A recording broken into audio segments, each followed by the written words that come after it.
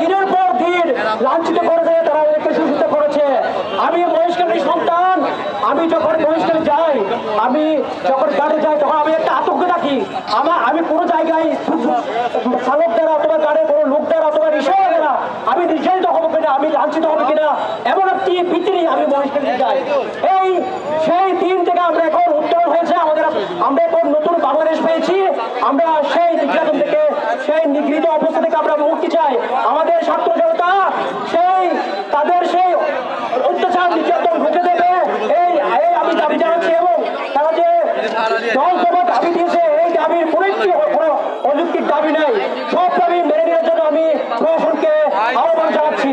সর্বোপরি পুরো বাংলাদেশে বদ্বীপ হচ্ছে মহেশখালী, একমাত্র কক্সবাজারের দ্বীপ মহেশখালী দ্বীপ। এই মহেশখালী দ্বীপের সংস্কারের মাধ্যমে আমরা শুরু করি, সর্বোপরি পুরো কক্সবাজারটাই সংস্কার হয়ে যাবে ইনশাআল্লাহ। এরপরে আসি যে দাবিগুলো উত্থাপন করা হয়েছে।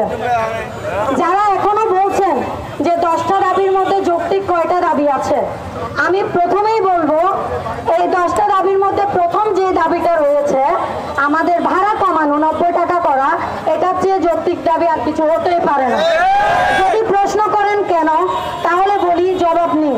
আমার কথা হচ্ছে এখানে ভেতরে যদি কেউ স্বৈরাচারের পক্ষ থেকেও থাকেন, হুঁশিয়ারি নিয়ে নেন। রাজপথে আছে, থাকবো, রাজপথ থেকে যাব না। যদি প্রয়োজন হয় আপনাদেরও হটাবো।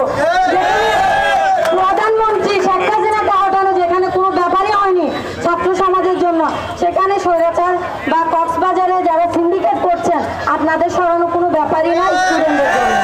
এবার আসি প্রথম দাবি যেটা, সেটা হচ্ছে ভাড়া 90 টাকা করলে আমাদের সুবিধা কি? আমি বারবার বলছি, বাংলাদেশে অধিকাংশ মানুষ খেটে খায়, যাদের দিনে এনে দিনে খেতে হয়। এবং এই মহেশখালীতে এমন অনেক মানুষ আছে, যেহেতু এটা আমার নিজের স্থান, আমার বাপদাদার ভিটা, আমি জানি এখানে এমন অনেক মানুষ আছে যারা হচ্ছে ডেইলি কক্সবাজার যাতায়াত করে, এসে কাজ করে আবার ফিরে যায়।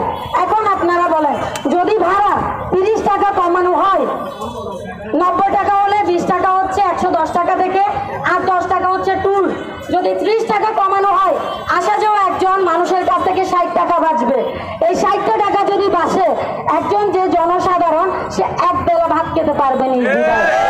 আপনারা যে স্বাধীন দেশটাতে বসবাস করছেন, আমাদের প্রথম শর্তই তো এটা, আমাদেরকে